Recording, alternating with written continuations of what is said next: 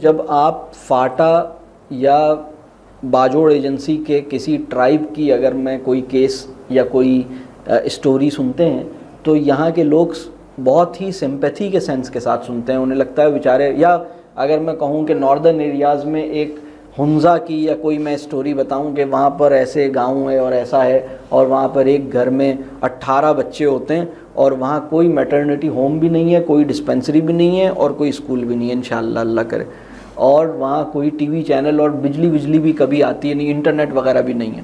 اگر میں آپ کو ایسی کوئی پکچر کھینچوں اور ایک گھر میں اتنے لوگ رہتے ہیں اور چھوٹا سا گاؤں ہے اور وہاں جو ہے نا, اور وہاں ایک گھر میں 15-20 بچے ہوتے ہیں, اور تو لوگوں کو نا بڑا رحم آئے گا اور بڑا ترس آئے گا. لیکن یہ آپ کو آ رہا ہے نا, آپ یہاں پر بیٹھ کر آپ کو لگ رہا ہے کہ یہ بہت برے حال میں ہے, لیکن آپ سوچ نہیں سکتے کہ وہ لوگ they are more than happy, they are satisfied, they are, جو کنٹینٹمنٹ ان کے اندر ہے, طمانینت اور سکون.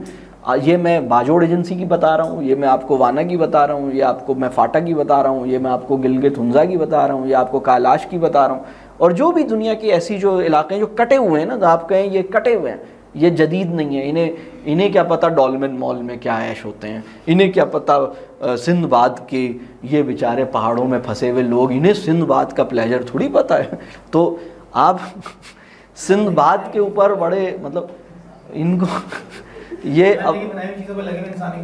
انہیں کیا پتہ کہ وہ مطلب جو ڈریگن کوسٹر میں بیٹھنے کا لطف, یہ تو کشتی کے اوپر دریا پہ سے گزرتے رہتے ہیں اور نہر میں چھلانگیں مارتے رہتے ہیں. انہیں کیا پتہ سوئمنگ پول کیا ہوتا ہے.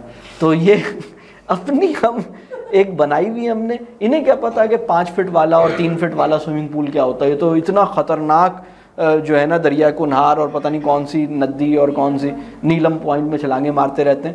تو یہ انہیں کیا پتہ فارمی مچھلی اور برائلر کا مزہ اور فارمی مرغی کا. یہ بیچارے وہ جب پہلی دفعہ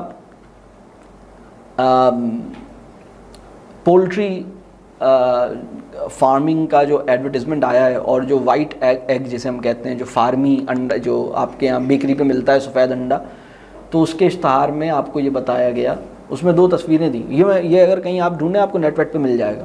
اس میں ایک تصویر یہ تھی, اخباروں میں چھپا ہے, یہ ہمارے یہ آج سے 50 سال 40 سال پہلے, انہوں نے کہا ہے کہ یہ مرغی جو ہر جگہ گھوم رہی ہے, آوارہ ہے,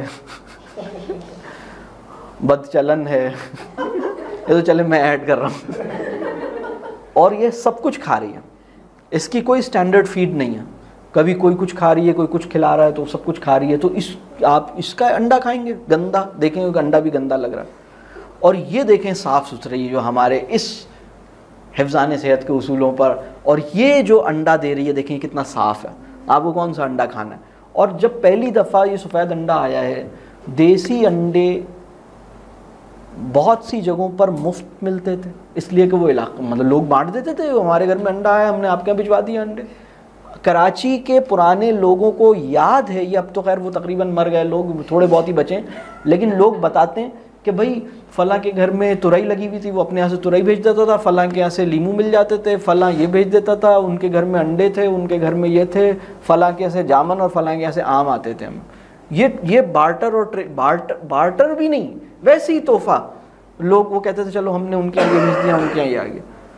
تو اب جو ہے وہ, تو آپ کو دیسی انڈا اور فارمی انڈے کی پرائس میں 1:4 کا ڈفرینس تھا یا 1:3 کا ڈفرینس تھا. یعنی اگر 1 پیسے کا دیسی انڈا تھا تو 4 پیسے کا جو ہے وہ وائٹ انڈا تھا. اب الٹا ہو گیا ہے. اب وہ براؤن انڈا بھی اس کو وائٹ, اس کو بھی آپ کلر کر کے براؤن کر کے دے رہے ہیں. دیسی انڈا وہ بھی اصل دیسی نہیں ہے اس وقت, اس کے بھی الگ مسئلہ ہے. آپ کو یہ بات کلیئر ہو رہی. تو کتنا ہم ماڈرنائز ہو گئے نا.